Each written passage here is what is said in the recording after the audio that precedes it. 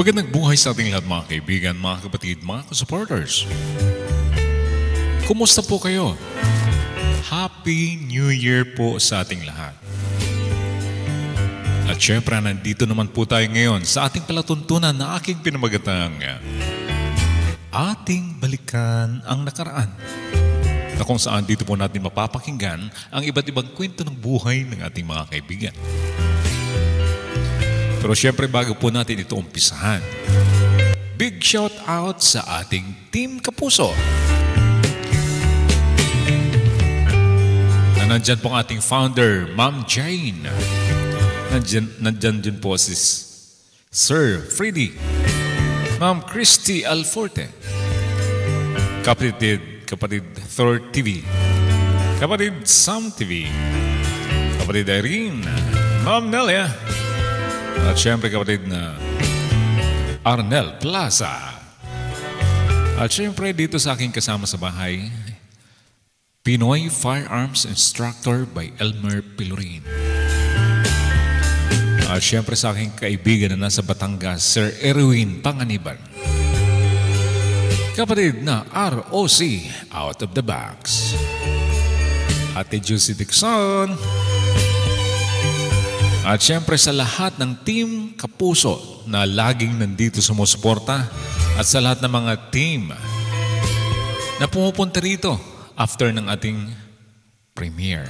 Maraming salamat po sa inyong lahat.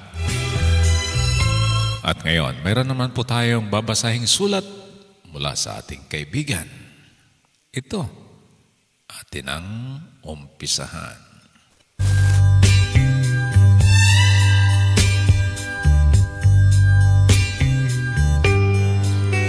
Dear Kuya Kalbo, tawagin mo lamang ako sa pangalang Lester. Kuya, nais ko pong i-share ang kwento ng aking kapatid. Naway magustuhan po ninyo at maraming salamat in advance sa iyong pagbasa nitong kwento na aking i-share sa inyo. 5 kaming magkakapatid at ako po ang panganay.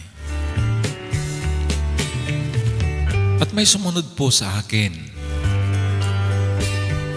Tawagin lang po natin sa pangalang Ella.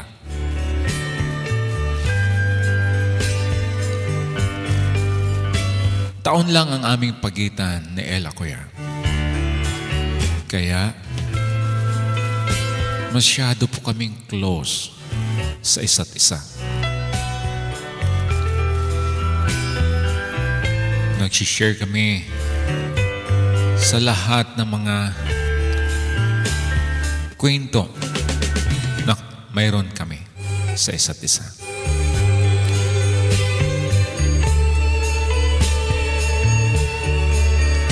Walang sekreto sa aming dalawa, kuya.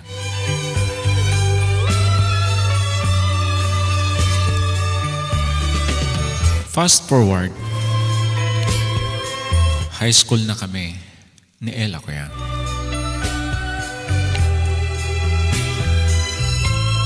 Third year high school na ako noon at siya naman ay second year high school. At nagkaroon ng boyfriend si Ella, kuya.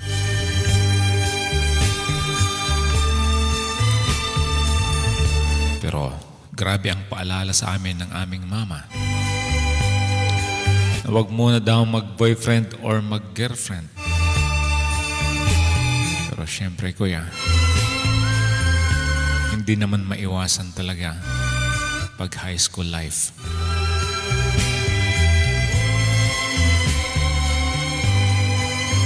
Nagkaroon si Ella ng boyfriend. At nang malaman ng aming mama, galit na galit ang aming mama, kuya. Pati ako pinagalitan pa dahil bakit ko daw hindi binabantayan ang aking kapatid.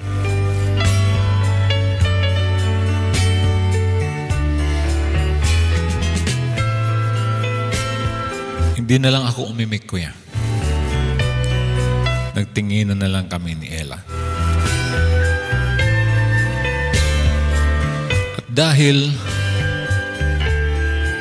hindi niya gusto ang lalaki, pinapahiwalayan niya kay Ella, kuya.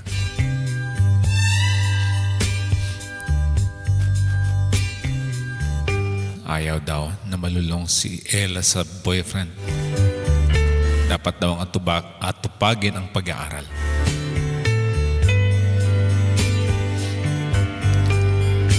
Sa madaling salita, masakit man kay Ella, naghiwalay sila, kuya. Pero kita ko ang naramdaman ni Ella na nasaktan siya. Nilait pa kasi ng mama namin ang lalaki. Kaysa daw walang future si Ella.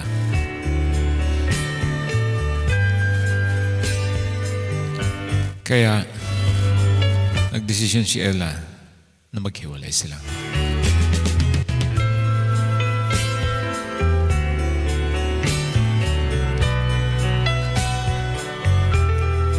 Tuloy-tuloy ang aming pag-aaral hanggat sa nakagraduate kami ng high school. Pagtungtong namin sa kolehiyo,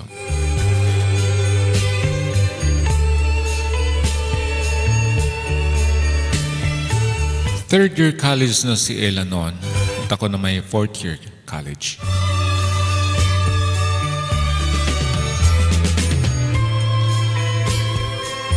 Niligawan si Ella.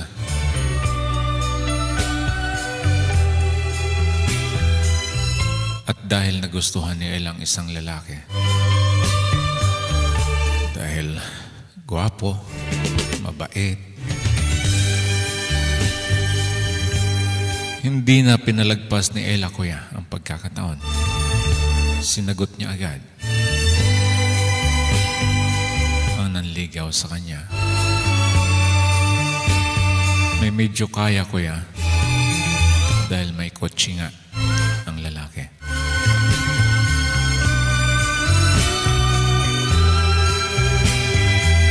At nung pinakilala ng lalaki si Ella sa mga magulang, nabaliktad naman ang panahon, kuya. Si Ella naman ang inaywan ng mga magulang ng lalaki.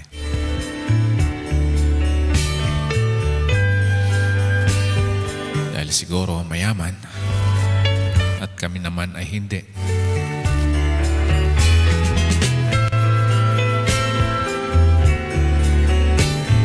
Kaya nasaktan na naman si Ella, kuya.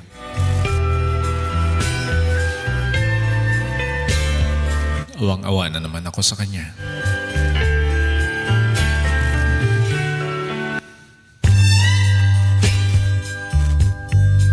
Hanggat sa nakagraduate kami at nakapagtrabaho kami.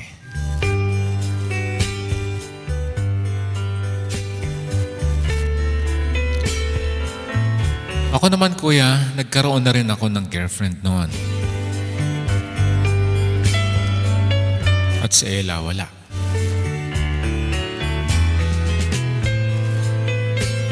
Pero nahumaling si Ella sa mga online at naikwento niya sa akin. Meron siyang nakilalang Amerikano. May edad na, kuya. 50 years old na ang Amerikano.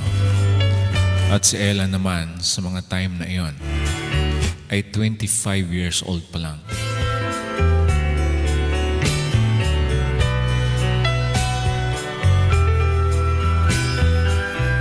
Sabi niya sa akin,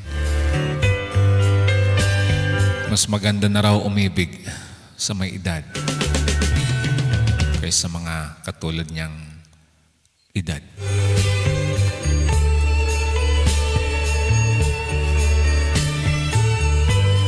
At yun, kuya,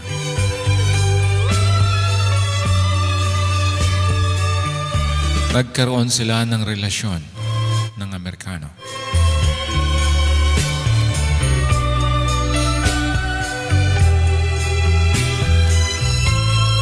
At dahil gustong-gusto ng Amerikano maasawa si Ella, pumunta ng Pilipinas ang Amerikano kaya at nag-propose ito.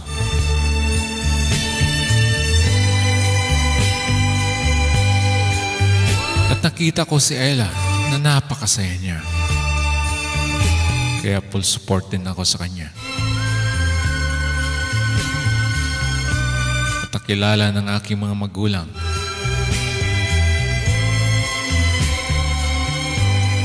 halos pareho lang sila ng tanda, kuya, ng Amerikano.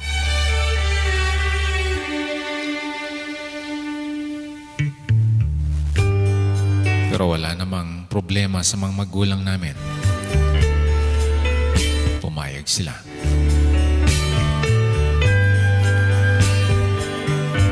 At sa madaling salita, kuya, ikinasal sila sa Huwes.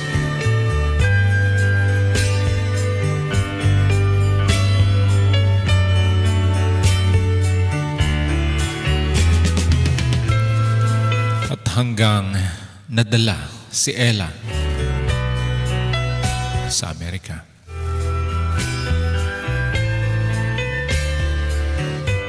Sa kanilang pagsasama, kuya,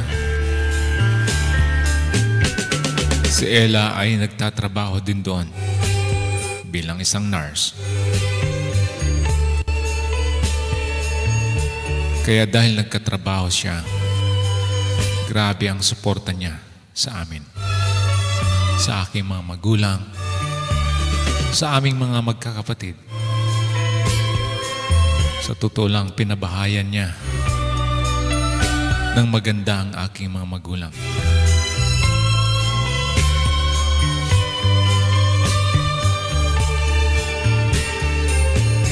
At akong mga time na yun, kuya, nagkaroon na rin ako ng asawa.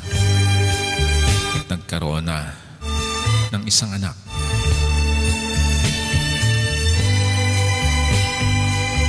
Sumusuporta din si Ella sa amin. Sa totoo lang, nahihiya na akong manghingi.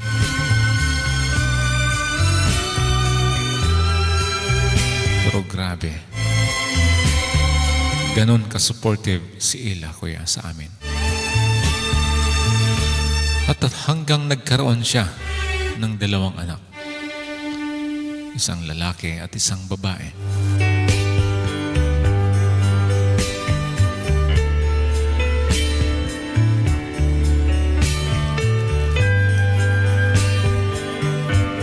Pero iwan ko ba, kuya, kung kailan 2 na ang kanilang mga anak. Naikwento sa akin ni Ella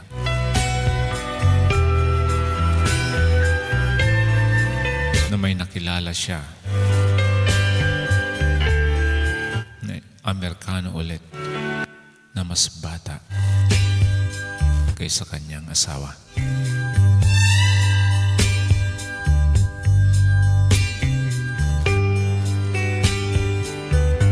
At mahal na mahal daw niya ang lalaking iyon. Sabi ko nga, papaano na lang ang mga anak niya, ang asawa niya. Pinayuhan ko siya, kuya. Pero iwan ko. Iniwan niya ang kanyang pamilya, kuya, at sumama sa batang Amerikano.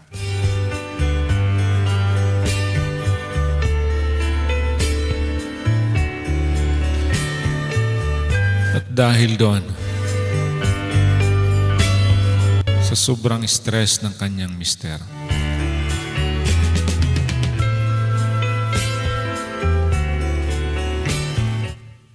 namatay, kuya.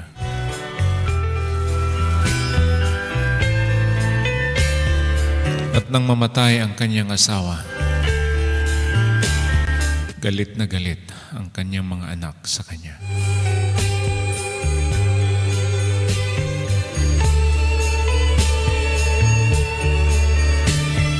Dahil alam ng kanilang mga anak, kaya namatay ang kanilang papa dahil sa stress kay Ella.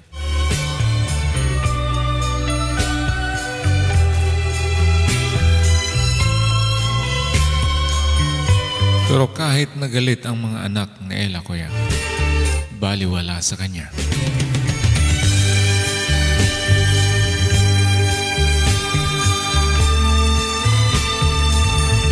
Sumama siya sa batang Amerikano.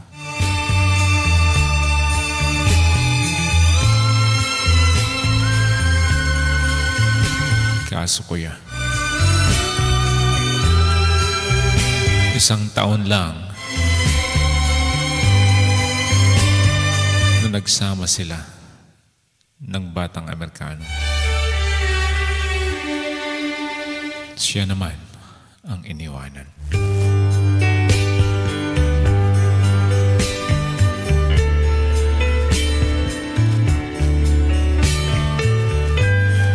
Lagi siyang tumatawag sa akin at lagi kaming nag-uusap na umiiyak.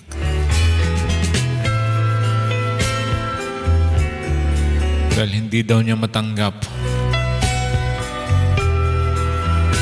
na iniwanan siya ng bago niyang kinakasama. Napamahal daw talaga siya sa batang Amerikano.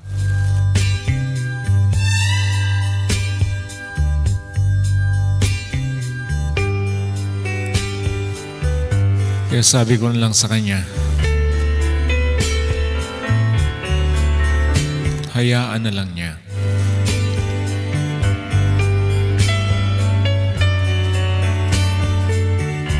Mahalin niya ang kanyang sarili dahil wala kami doon. Pangalawa, hindi niya kasama ang kanyang mga anak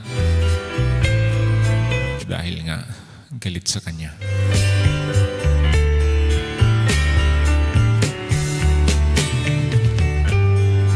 Kaya mga kasama na lang niya ay kasamahan niya sa trabaho.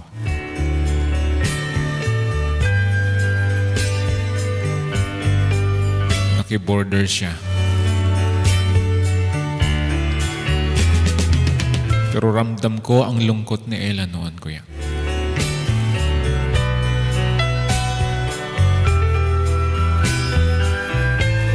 Hanggat dumating ang araw, nagulat na lang kaming lahat. Dahil si Ella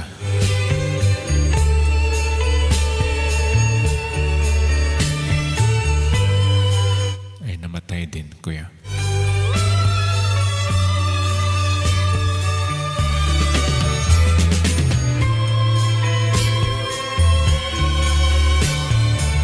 Grabe ang iyak namin noon. Lalong-lalo na, nag-iisa lang si Ella doon.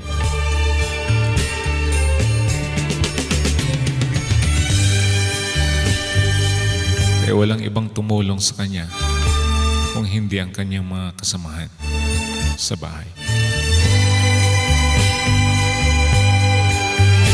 Ang matindi pa nito, hindi talaga binisita ng mga anak si Ella.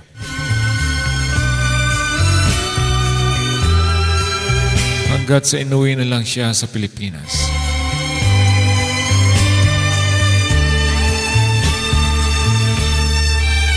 At hinatid namin sa huling hantungan.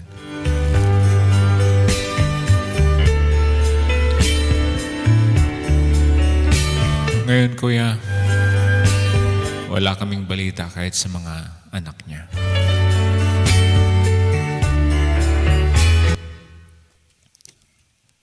dito, malungkot man,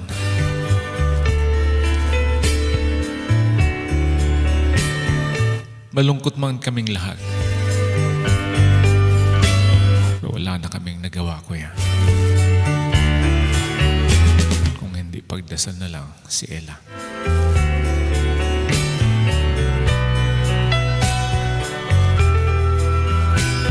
Ang alaala na lang namin sa kanya, ang pabahay niya sa aking mga magulang.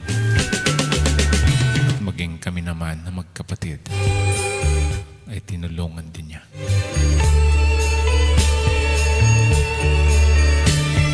Kuya, hanggang dito na lang. Maraming salamat sa pagbasa nitong aking sulat. O inyong nagustuhan. At maraming salamat po sa iyong programa, Kuya.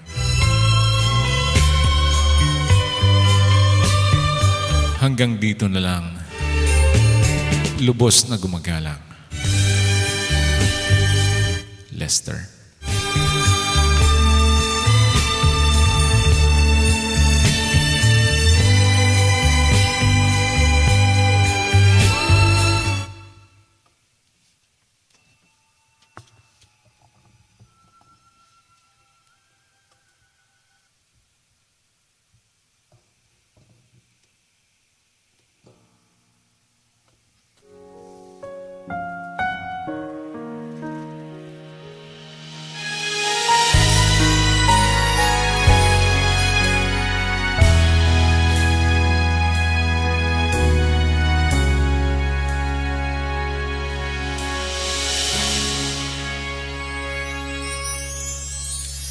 Sir Lester, maraming salamat po sa iyong na-share na kwento.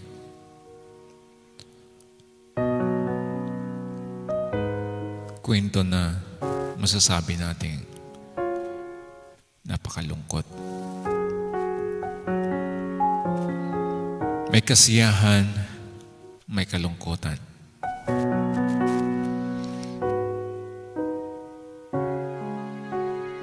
At maraming salamat kay Ma'am Ella.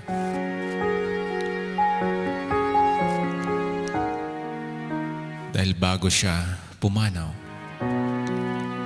nabigyan kayo ng alaala.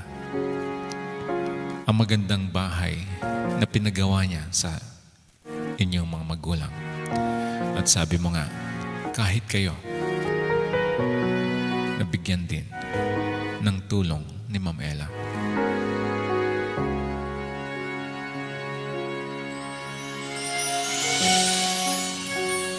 Mahirap lang. Dahil pumanaw si Ma'am Ella na mag-isa, kahit yung mga anak niya ay hindi siya dinalaw.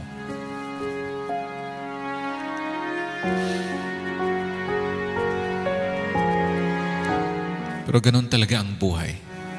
Kung ating balikan ang mga kwento, nung nagka-boyfriend siya, inayawan ang boyfriend niya ng mga magulang mo. Nung nagka-boyfriend naman siya, siya naman ang inayawan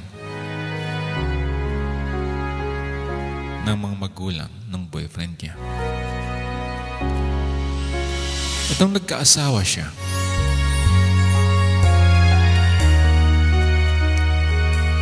at iniwan niya ang kanyang pamilya dahil umibig siya sa batang Amerikano. Pero hindi rin naglaon. Iniwanan din siya. May mga similarity ang kwento ng iyong kapatid. Pero ganun talaga siguro ang buhay.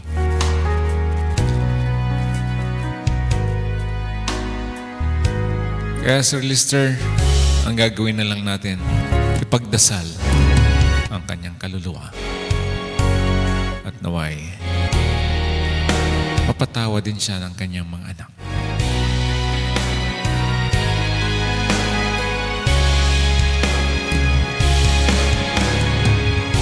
para maging masaya siya sa kabilang mundo.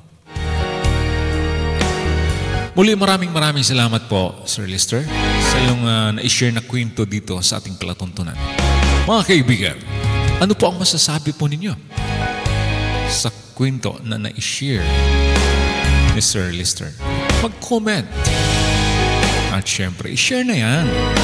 Malay po natin, isa sa mga kaibigan po ninyo ay magpadala rito ng kwento ng buhay sa ating palatuntunan.